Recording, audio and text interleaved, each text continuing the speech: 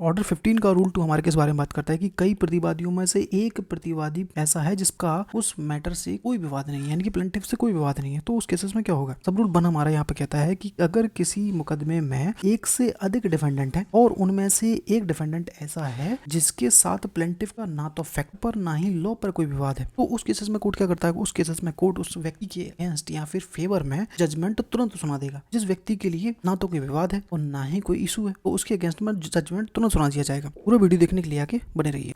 Hello everybody, welcome back to channel. तो अपन CPSC पढ़ रहे थे, ठीक है। तो सीपीएससी का ऑर्डर अपन 15 अपन ने स्टार्ट किया है हाल ही में, ठीक है। तो फर्स्ट रूल मैं आपको पिछली वीडियो में करा चुका हूँ। अगर आपने वीडियो नहीं देखा है तो वीडियो आप देख सकते हो, प्लेलिस्ट में मिल जाएंगे, और बाकी ऑर्डर वगैरह भी आपको वहीं मिल जाएंगे, वो भी आप देख सकते हो, ठीक है। तो आज की वीडियो हम बात करेंगे रूल 2 पे, ठीक है। अगर वीडियो हमारी पसंद आती है, वीडियो को लाइक हो, चैनल को सब्सक्राइब जरूर कर दिया करो। अगर पसंद आती है तो, नहीं आए तो कोई बात नहीं, ठीक है। रूल 2 कहता है कि कई प्रतिवादियों में से एक पर कोई विवाद नहीं है, यानी कि कई डिफेंडेंट हैं और उनमें से एक ऐसा डिफेंडेंट है जिस पर कोई विवाद नहीं है, ठीक है। अब समझो मैटर क्या होगा, वन लाइनर से समझ लो पहले हमारा रूल क्या कह रहा है। कि रूल 2 के अनुसार यदि कई प्रतिवादियों में से एक प्रतिवादी वादी से किसी भी प्रकार से ना तो तथ्य ना ही कानून के प्रश्न पर विवाद नहीं है, तो न्यायालय उसके संबंध में तुरंत जजमेंट सुना सकती है और बाकी बचे हुए जो शेष प्रतिवादी होंगे उनके अगेंस्ट में जो आपका जो सूट था वो जारी रहेगा, ठीक है। सब रूल 1 समझिए। सब रूल 1 कहता है कि अगर किसी मुकदमे में, अगर किसी सिविल सूट में एक से अधिक डिफेंडेंट है और उनमें से कोई एक डिफेंडेंट जिसके साथ प्लेंटिफ का ना तो किसी फैक्ट पर और ना ही किसी लॉ पर कोई विवाद है, समझ में आया?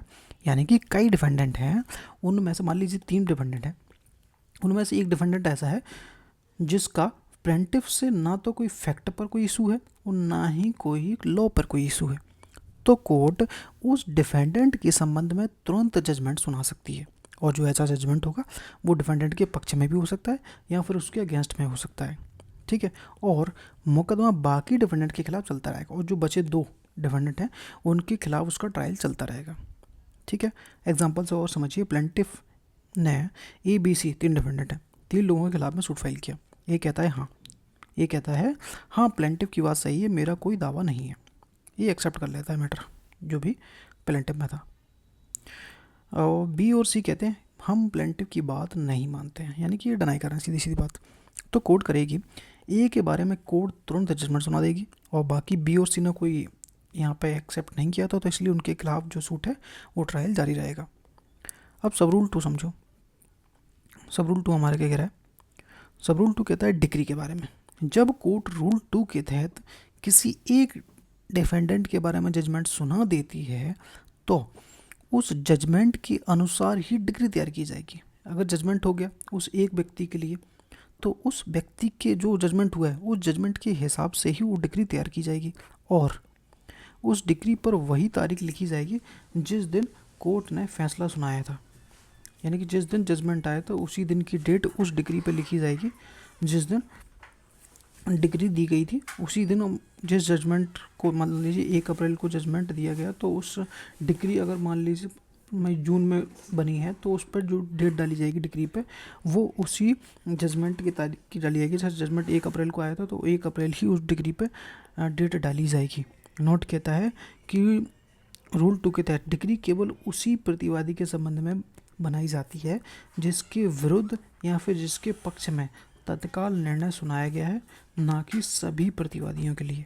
यानी कि जो डिग्री की बात कर रहा है वो केवल उसी प्रतिवादी के संबंध में बनाई जाती है जिसके विरुद्ध या फिर जिसके पक्ष में तत्काल निर्णय सुनाया गया है, ठीक है।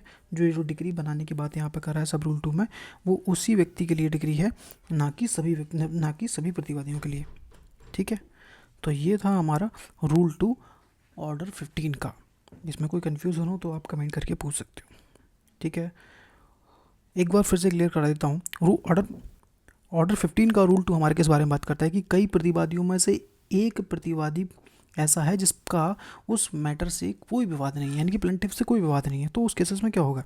सब रूल 1 हमारा यहाँ पे कहता है कि अगर किसी मुकदमे में एक से अधिक डिफेंडेंट है और उनमें से एक डिफेंडेंट ऐसा है जिसके साथ प्लेंटिफ का ना तो फैक्ट पर ना ही लॉ पर कोई विवाद है, तो उस केसेस में कोर्ट क्या करता है, उस केसेस में कोर्ट उस व्यक्ति के अगेंस्ट या फिर फेवर में जजमेंट तुरंत सुना देगा, जिस व्यक्ति के लिए ना तो कोई विवाद है और ना ही कोई इशू है, तो उसके अगेंस्ट में जजमेंट तुरंत सुना दिया जाएगा।